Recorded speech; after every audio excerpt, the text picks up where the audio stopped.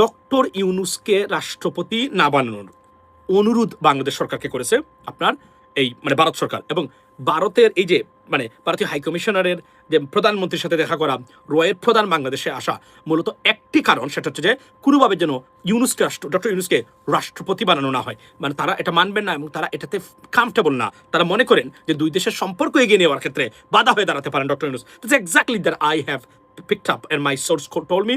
এবং এটা এবং কেননা প্রধানমন্ত্রী সহ আর কয়েকজন ছিলেন যারা বাংলাদেশি জাতীয়তাবাদে চরমভাবে বিশ্বাসী বা anti Indian wings in the government, তারা মনে প্রাণে এবং বাংলাদেশের বর্তমান পরিস্থিতি এবং ভারতীয় আগ্রাসন সব কিছু মিলিয়ে তারা দেখেছিলেন যে ডক্টর ইউনূসকে যদি আমরা মানে তার প্রেসিডেন্ট বানান, তাহলে দল এবং বাংলাদেশ অর্থাৎ দল সরকার নিশ্চিতভাবে অনেক ডিপ্লোমেসি যেগুলো সরকার করতে পারবে না মানে দলীয়ভাবে, সেটা ডক্টর ইউনূসকে দিয়ে তারা করাতে পারবে। এবং তারা মনে করেন যে সারা পৃথিবীতে ইভেন মার্কিন যুক্তরাষ্ট্রের কাছেও মানে একটা গ্রহণযোগ্য মানে পাবে মানে as you know the we call the baby of doctor মানে ইউএসএ প্রেসিডেন্ট সরি আপনার ডক্টর ইউনূসকে। সুতরাং সব দিক দিয়ে জয় জয়কার সীমাহীন। এখন বলি যে তত্ত্বাবধায়ক বা ইন্টারিম গভর্নমেন্ট থাকা অবস্থায় ডক্টর ইউনূসের সব কাজ কি মানে আমার খুব ভালো হয়েছে? না, it wasn't, definitely not. But still ওই অর্থে অন্তত নেক্সট 1 অথবা 2 বছরের জন্য he could be a serious fit for Bangladesh right now. But Bharat তারা মনে করেন সবচেয়ে বড় বাধা, কারণ শেখ হাসিনাকে আনতে গেলে ডক্টর ইউনূস থাকলে শেখ হাসিনাকে বাংলাদেশে তারা এসে মানে পুনর্বাসিত করতে পারবেন না। ডক্টর ইউনূস নাম্বার 1 বাধা হবে। কেন ডক্টর ইউনূসকে তারা ঘৃণা করে? কারণ ডক্টর ইউনূসের গভর্নমেন্ট, যেটা আমরা বলেছি, আমি পার্সোনালি 7 বছর ধরে বলে আসছি, তারা অক্ষরে অক্ষরে সেটা করেছেন। সবচেয়ে বড় কাজটা একসময় করেছেন, মনে আছে? ভারত ছাড়া বাংলাদেশ চলে না। এগুলা কতটা এখন আর শুনেন মোটামুটি বন্ধ করে দিয়েছে ডক্টর মোহাম্মদ ইউনূসের গভর্নমেন্টের পর থেকে, যে ভারত ছাড়া বাংলাদেশ চলতে পারে সেটা তারা দেখিয়েছেন। এর জন্য আপনি সবচেয়ে বড়, আবারও বলছি, ভারতকে পজিটিভলি দেখার কোনো সুযোগ বাংলাদেশের নাই। Not the Indian people but the Indian government. এখানে একটা জিনিস বলি, আজকে দেখলাম যে একজন বাংলাদেশের কৃষককে ধরে নিয়ে গেছে আপনার বিএসএফ, 2 জন ভারতীয়দেরকে ধরে নিয়ে আসছে এখন আপনার কি বলে এটাকে সাধারণ জনতা। বোঝাই যাচ্ছে যদি কখনো ভারতের সাথে কোনো ধরনের সম্পর্কের অবনতি হয়, সারা বাংলাদেশের 18 কোটি মানে আর্মি হয়ে যাবে।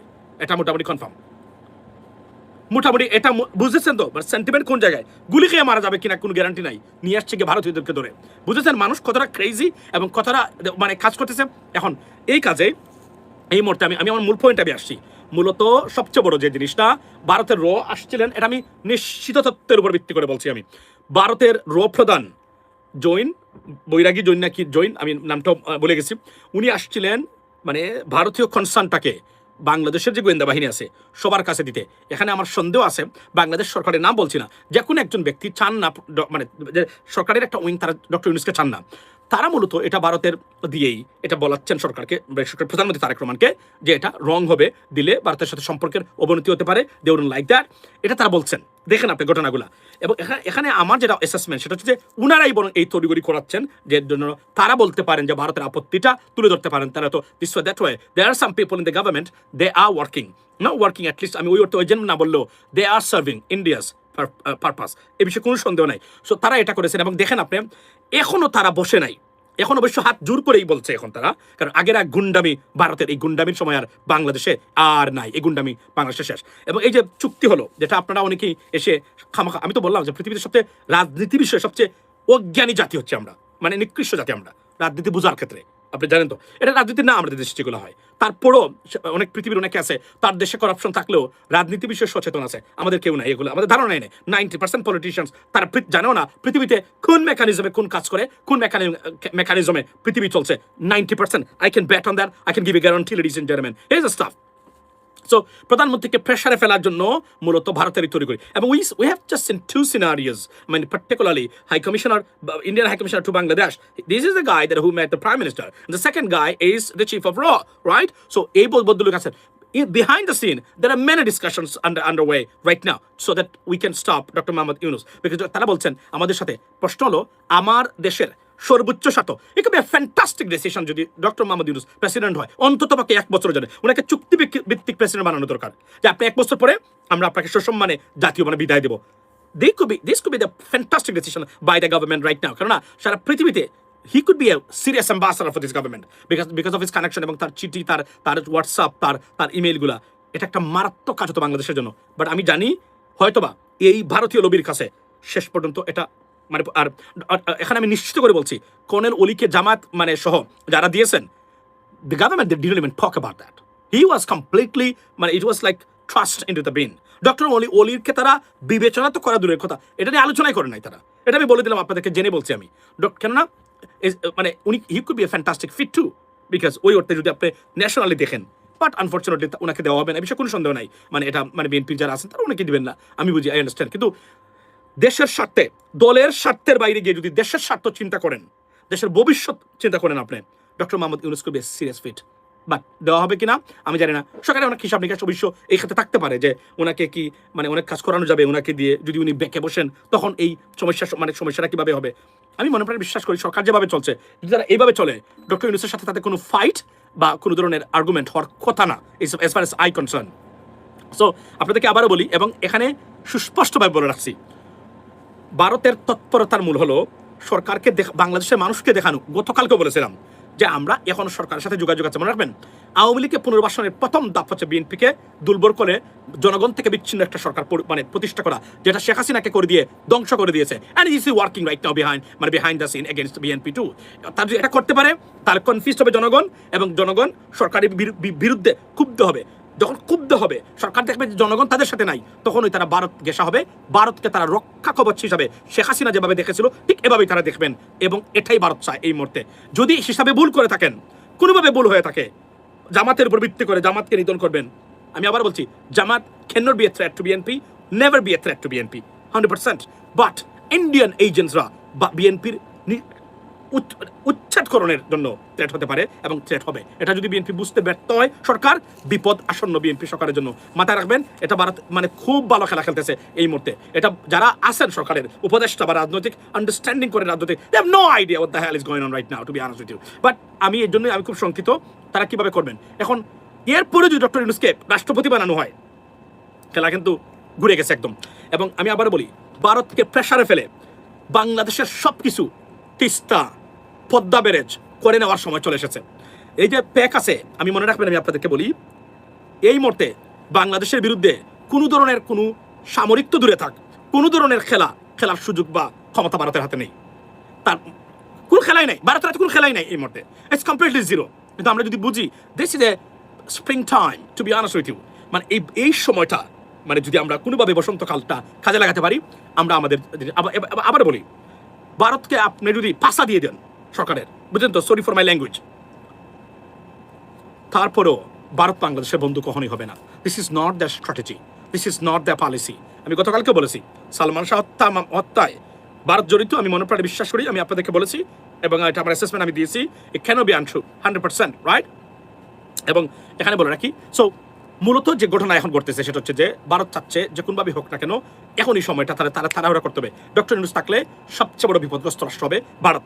এবং যদি আমাদের রাষ্ট্রপ্রধান উনি চেয়েছেন, আমি মনে প্রাণে জানি বলে বলছি, উনি চেয়েছেন, কিন্তু বিএনপিতে আরও যারা আছেন সরকারে তারা আসলে কিভাবে দেখেন বিষয়টা।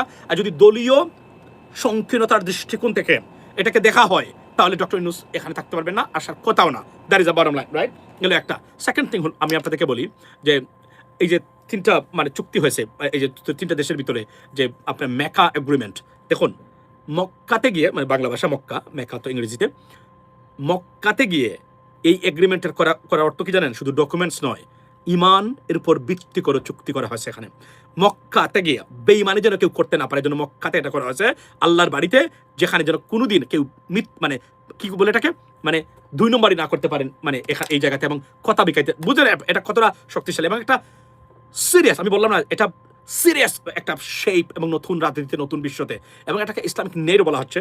এটাকে নেটোর পরে সবচেয়ে বড় শক্তিশালী, জানেন তো, নেটোতে এখন পর্যন্ত যত আর্মি আছে ঠিক তুরস্কের পরেই, ইউনাইটেড স্টেটস অফ আমেরিকার পরেই তুরস্কের অবস্থান। So it's gonna be a serious মানে একটা অবস্থান।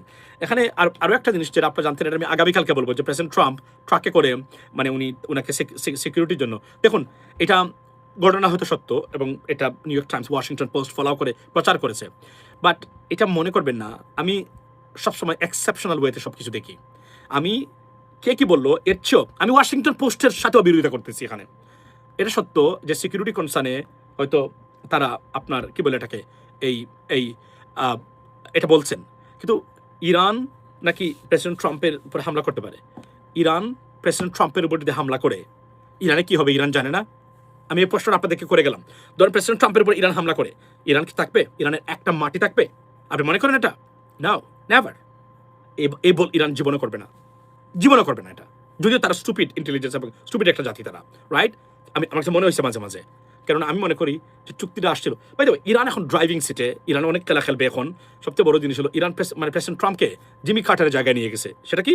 সেটা হলো যে ওই যে 42 আপনার হোস্টেজ, যখন জিমি কার্টারের সময় আমেরিকান হোস্টেজ রেখেছিল, উনি কোনোদিন দেয় নাই এরা তারা, মানে এই হোস্টেজগুলোকে উনি থাকা অবস্থায় একটা পর্যায়ে উনার এই কারণে উনি কোনোদিনই আর রাজনৈতিক ক্যারিয়ার হিসেবে দাঁড়াতে পারেন নাই, শুধুমাত্র এই কারণে। প্রেসিডেন্ট ট্রাম্প এই যুদ্ধ তারা বলছে 2 বছর পর্যন্ত তারা টেনে নেবে, যতদিন প্রেসিডেন্ট ট্রাম্প ক্ষমতা আসেন। যদি এইটা হয়, তাহলে প্রেসিডেন্ট ট্রাম্পের রাজনৈতিক ক্যারিয়ার এবং রিপাবলিকান পার্টির রাজনৈতিক ক্যারিয়ারের গজব করে ফেলবে মানে ইরান। কেননা প্রতিদিন এটাই নিয়ে কথা উঠবে, আপনি যুদ্ধে নিছেন, আমাদের ইনফ্লেশন হয়েছে, আমি গ্যাসের দাম বেশি দিচ্ছি, সারা পৃথিবীর অর্থনীতি ছুট হবে। এবং জানেন তো ইউনাইটেড কিংডমের অর্থনীতির খবর যেটা, সেটা হচ্ছে যে তার 6 to 8% economy will be shrunk if this war continues. That's a dangerous stuff for United Kingdom and entire world. So president Trump Jimmy কার্টারকে ইরান শেষ করে দিয়েছিল, জিমি কার্টার পলিটিক্যাল ক্যারিয়ার, মানে 42 জন ইউএস হোস্টেজ তারা ধরে নিয়েছিল, মনে আছে? এই হোস্টেজ মানে কাহিনীটা মনে আছে তো আপনাদের?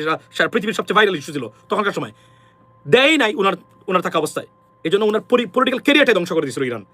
তারা বলছে যে একই অবস্থায় প্রেসিডেন্ট ট্রাম্পকেও তারা জিমি কার্টারের পথ অনুসরণ করতে বাধ্য করবেন। তারা বলছে যে কোনো চুক্তি হবে না ইরানের সাথে, মানে আপনার মার্কিন যুক্তরাষ্ট্রের সাথে হরমুজ নিয়ে, মানে হবে প্রেসিডেন্ট ট্রাম্পের এন্ড অফ হিজ টার্ম, মানে এই প্রেসিডেন্সিয়াল টার্ম যেটা, এটা পর্যন্ত। if this goes like that, that's a dangerous for America and President Trump political career. Not only for midterm, it's to be catastrophic and devastating results. It's a whiting for the United States, particularly Republican Party President Trump. So just think about that. Iran is in a driving seat right now, undoubtedly. আমি আপনাদেরকে এটা বলি, কেন বলি জানেন? কারণ মূল জায়গা কোনটা? মূল জায়গাটা হলো এর মানে কি, মানে আমেরিকার ক্ষতি হয়ে যাবে না, আমেরিকা উইল বি বেনিফিটেড অর্থনৈতিকভাবে। কিভাবে জানেন? ওনারা সবার কাছে এখন গ্যাস বিক্রি করেন। ভারত ইরানের কাছ থেকে গ্যাস কিনতে পারতেছে না, রাশিয়ার কাছ থেকে কিনতে পারতেছে না। দেখুন ভারতের আরো একটা মরার উপর করার গা, খালি ভারতের খবর, খালি ভারতের নেগেটিভ খবর। যেদিকে তাকাই এদিকে দেখি H1B visa, this problem, that problem, যেদিকে তাকান সেদিকেই তোমাকে দেখি, গান আছে না, যেদিকে তাকাই শুধু তোমাকে দেখি। ঠিক একই ঘটনা ঘটতেছে এখানে, যেদিকে তাকাবেন নেগেটিভ খবর সেদিকেই ভারত উপস্থিত। Let me tell Y.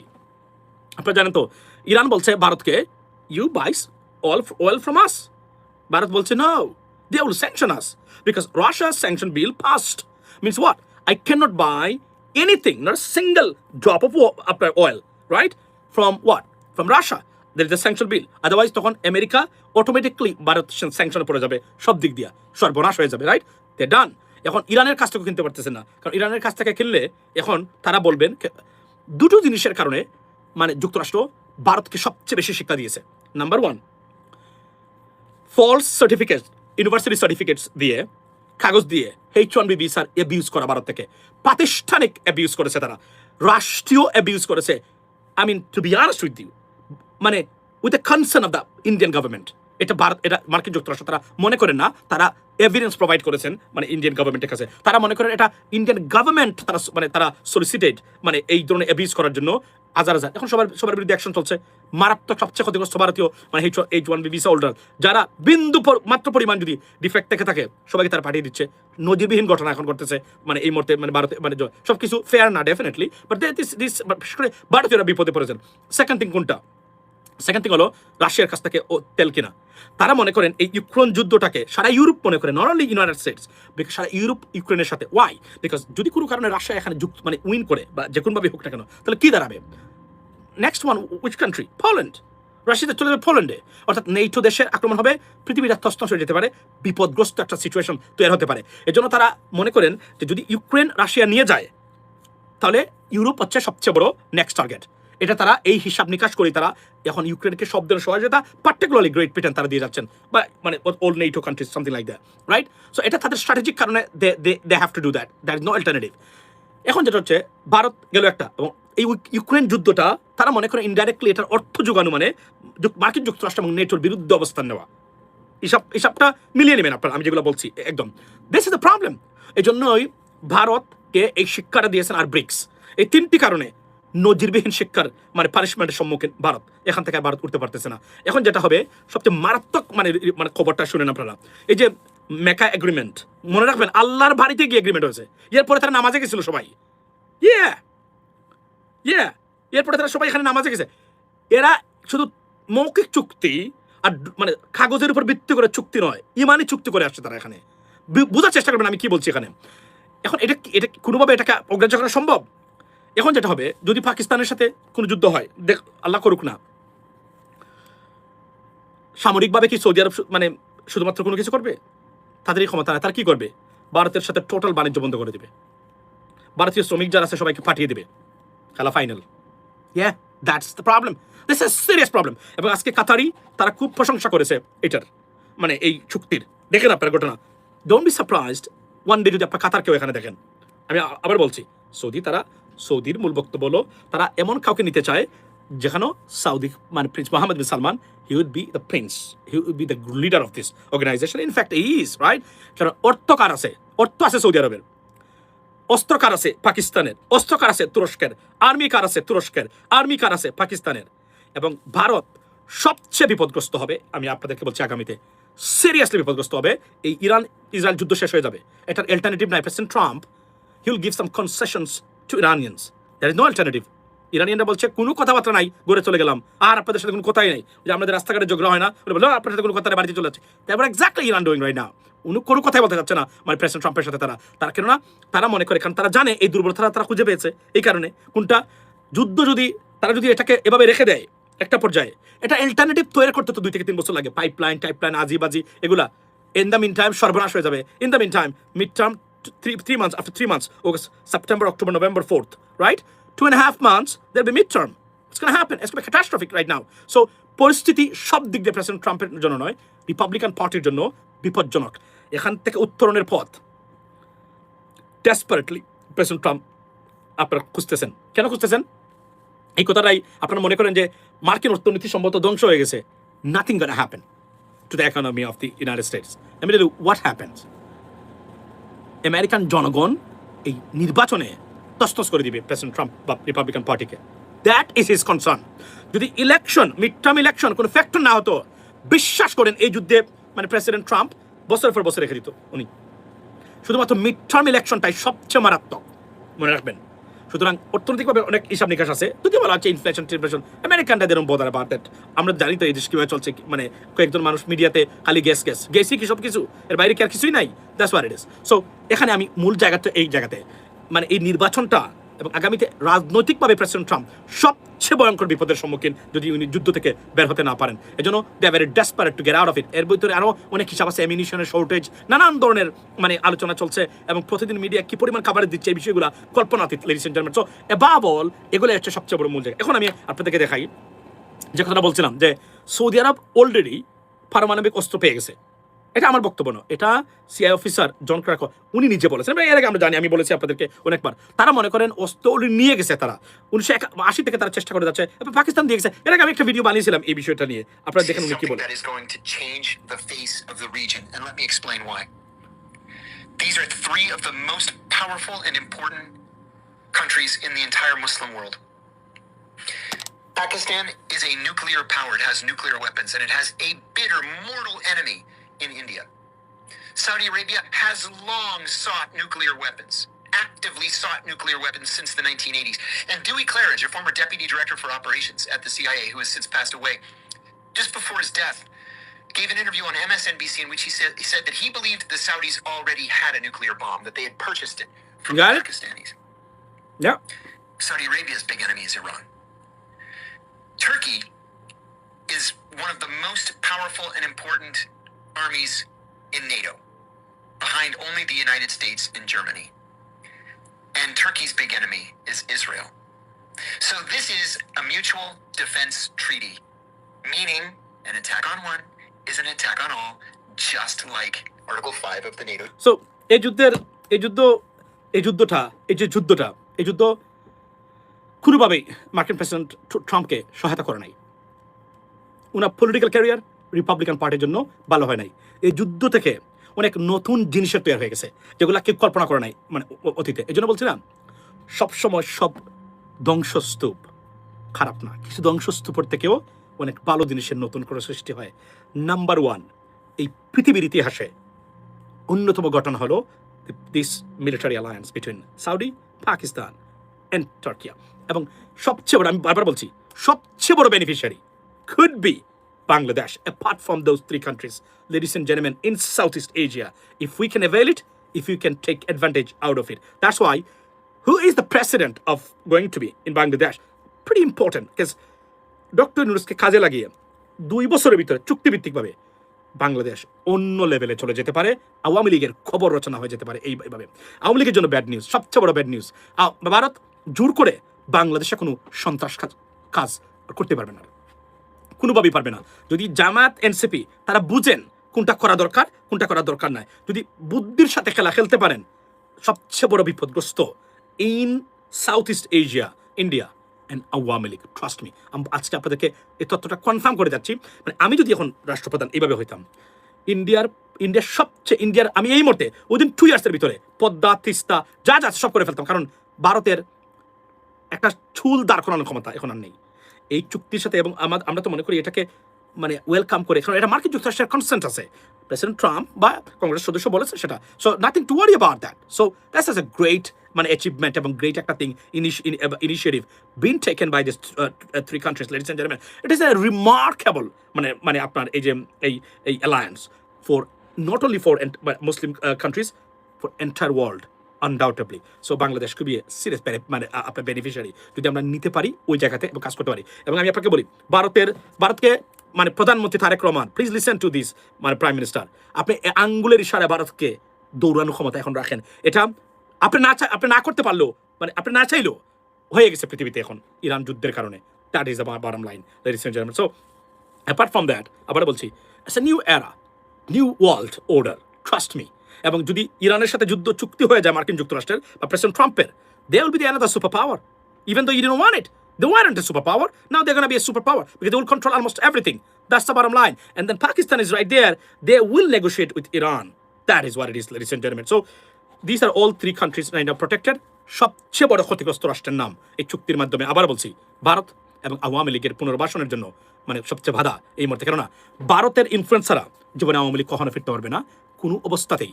আর একটা জিনিস বলে রাখি, ভারত যদি বাংলাদেশ চাইবে না, যদি এটা সরকার চায়, কোনোভাবেই প্রভাব বিস্তার করে ডিস্টার্ব করে বাংলাদেশকে আর কোনো কিছু করা সম্ভব না। It's gone, it's over, done and dusted. That is a bottom line. Second thing, আমি আপনাদেরকে আরো একটা জিনিস বলে রাখি, শুভেন্দু কোথায়? শুভেন্দুকে দেখা যায় না। দেখছেন ককরোচ জনতা পার্টির উত্থান, ভারতীয় মানুষের উত্থান, তাদের মানে ভয়েস রেজ করার বিনিময়ে যত উগ্রবাদী আছে ঠান্ডা হয়ে গেছে, একদম পানির মতো, একদম পিন সাইলেন্ট এই মুহূর্তে চলছে তাদের ভিতরে। মানে দেখছেন তো, শুভেন্দুর কোনো ধরনের উচ্চ বাক্য যে গুন্ডামি দেখিয়েছিল এগুলো নাই, ঠান্ডা হয়ে গেছে। কারণ তারা তো বলছে যদি সুযোগ আসে শুভেন্দুকে পিটিয়ে তারা পশ্চিমবঙ্গ সার করবেন, তারা বলছেন তারা। এবং আমি আপনাদেরকে বলি, বাংলাদেশে চলে আসতে পারে কাপড় চোপড় সারাই শুভেন্দু, বিশ্বাস করেন। এতটা ক্ষুব্ধ ভারতীয়, বিশেষ করে কলকাতার মানুষ আছেন যারা আছেন তারা। That's what it is, ladies and gentleman. So very short time, very late time even though, চেষ্টা করলাম the developments right now going on আপনাদের সাথে শেয়ার করার জন্য। বুঝে নেবেন, আবার বলি, বাংলাদেশের জন্য কোনো বাধা নেই, কোনো প্রতিবন্ধকতা নেই। একটাই বাধা, একটাই ষড়যন্ত্রকারী, একটাই মানে আমাদের দুশ্মন, সেটা হচ্ছে ভারতীয় গভর্নমেন্ট এবং তাদের পলিসি। এর বাহিরে বাংলাদেশের কোনো অবস্টাকলস এই মুহূর্তে নাই। সারা পৃথিবীতে আমরা জনপ্রিয় হতে পারি যদি আমরা আমাদের রাষ্ট্রপ্রধান এবং তারা জানেন কোথায় কিভাবে করতে হবে। এবং আমি আবার বলছি, if you do not know the characteristics of the US politics and US government's policies and the government characteristics, you can be succeeded. That is the bottom line. You have to know this, and at the same time you have to know how Indian intelligence agency work. আপনি আমাকে বলেন তো, আপনাকে আমি যেটা বললাম না, যে মূলত তাদের গুম নাই যে ডক্টর ইউনূসকে যদি কোনোভাবে তার রাষ্ট্রপতি বা প্রেসিডেন্ট বানিয়ে দেয়, সর্বনাশ ভারতের জন্য। এটা এক ধরনের অঘোষিতভাবে কাট অফ সম্পর্ক তৈরি হবে মানে ভারতের সাথে। In fact, do we need that kind of relationship with India? We never had it, but to the media, to the documents, it was non existed. Absolutely আমাদেরকে এভাবেই চলতে হবে। তারা যদি কখনো পরিবর্তন হয় ভারতের সাথে সর্বোচ্চ বন্ধুত্ব বাংলাদেশ করা উচিত এবং আমরা সেটা করব। এর বাহিরে যদি আপনি মনে করেন তাদেরকে বন্ধুভাবে তাদের ডাকে সাড়া দেন, it's gonna be a catastrophic decision. এবং এই মুহূর্তে সবচেয়ে লুজার, ক্ষতিগ্রস্ত, বিপদগ্রস্ত রাষ্ট্রের নাম India. That is the bottom line.